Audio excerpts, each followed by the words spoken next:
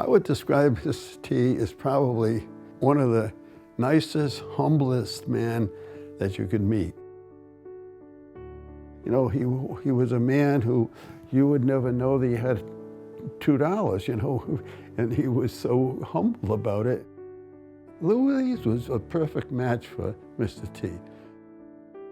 Her devotion to Neil Tillotson was historic. They were partners. I mean, they were partners in their common love for place and people. Mr. Tillotson passed away in 2001.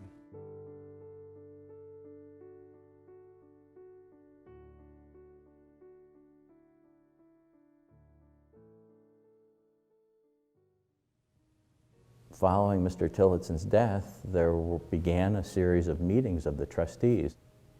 The people at the table came from all walks of life, but there weren't any full-time philanthropists or people that had had much experience in that area involved. Louise would watch this process for a long time, very attentively. She would sit at the table.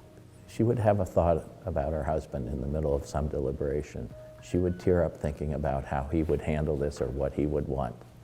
And she was very emotional about it. And so we went into a trustees meeting and she offered to put $1 million of her own funds to make grants to the North Country. And that's how she got things moving.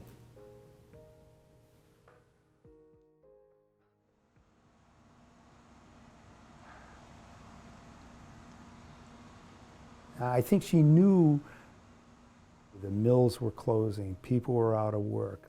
She saw and felt, so what's the future for these folks?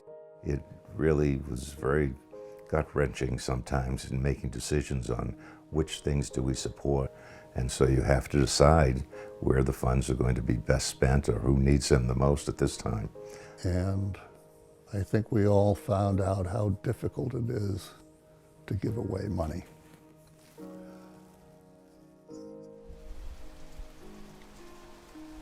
That caused, for those of us involved, an awful lot of tense times, and there were some heated debates, but we stayed at the table, made decisions. It was not always unanimously. I was eager for the Charitable Foundation to get involved because I was convinced that this was the most skillful and committed and responsible organization in the state. Through the broad range of grants that we have made to so many different schools, churches, that we really have spread the word of how it is in fact impacting almost everyone in the North Country. The Tillotson Donor Advised Fund is the largest fund dealing with rural poverty in the country. I don't look at it as charity. And those are things we need to be investing in to make sure that we can create the environment that will allow us to, keep the people here, bring in the young people and families, and start to rebuild what used to be here as a strong community. We hope that we can take what we learn and create a model so that it can be utilized in other rural areas across the country. And that's, I think, what Dad wanted. He knew that we would work hard to try and help him fulfill his dream of having a great place to live. Not too long before she passed away, I said, Louise, how is the fund doing? And what are your hopes for the future for it?